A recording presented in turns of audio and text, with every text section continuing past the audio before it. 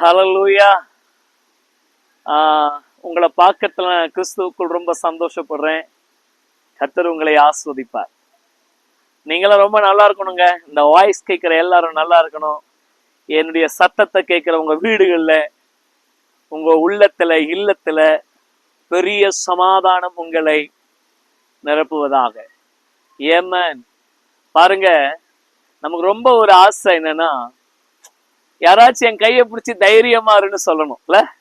நம்ம ரொம்ப வெதும்பி போய் நிக்கிற நேரத்துல யாராச்சும் வந்து நம்ம கையை பிடிச்சி தைரியமா இருங்க அப்படின்னு சொன்னா பயங்கர சந்தோஷப்படுவோம்.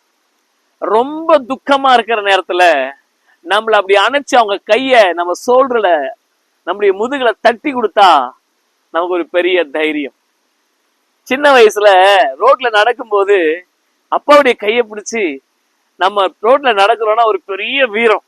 நான் எங்க அப்பாவுடைய கையை பிடிச்சி நடக்கிறேன், நான் ஒரு பெரிய தைரியசாலி, ஏன்னா எங்க கூட எங்க அப்பா இருக்காங்க, அப்பா நம்ம கையை பிடிச்சிருக்காங்களே, அந்த தைரியம்.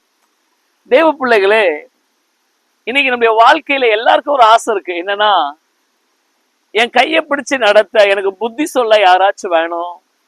நான் சரியா நடக்கிறேனா அப்படின்னு எனக்கு தெரியல.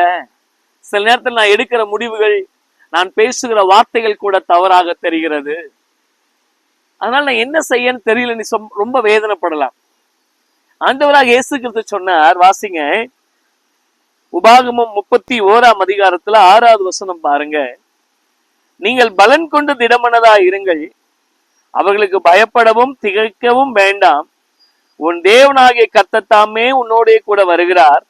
அவர் உன்னை விட்டு விலகுவதும் இல்லை, உன்னை கைவிடுவதும் இல்லை என்று சொன்னார். இயேசு கிறிஸ்து என்கிற தேவன் உங்களை விட்டு விலகவும் உங்களை கைவிடவும் மாட்டார். உங்களுக்கு பெரிய அரணும் பெரிய பாதுகாப்புமா இருப்பார்.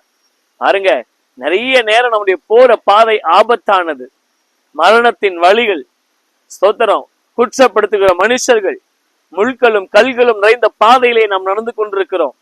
நிறைய நேரம் தோற்று போய் விடுவோமா என்ற பயம் நமக்குள் இருக்கிறது. இயேசு சொல்லுகிறார், நீங்கள் திகைக்க வேண்டாம், நீங்கள் கலங்க வேண்டாம், நீங்கள் பயப்பட வேண்டாம், அவர் உங்களோடு கூட இருப்பார். இயேசு உங்களோடு கூட இருப்பார். ஆமென். அவர் உங்களை கைவிட மாட்டார். எங்கெல்லாம் நீங்க நடக்கும்போது சறுக்குதோ, எங்கெல்லாம் நீங்க விழ வேண்டிய சூழ்நிலை வருதோ, அப்பெல்லாம் உங்க கையை பிடிச்சு அவர் தூக்கி பிடிப்பார். ஆமென். அவர் உங்களை கைவிட மாட்டார், உங்களை விட்டு விலக மாட்டார். எந்த சூழ்நிலையிலும் சரி.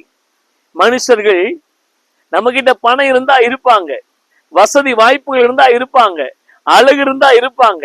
இது எல்லாம் போயிடுச்சு அப்படின்னா இருக்க மாட்டாங்க. இயேசு சொன்னார், நீ எந்த நிலையில இருந்தாலும் உன்னை நான் கைவிட மாட்டேன்.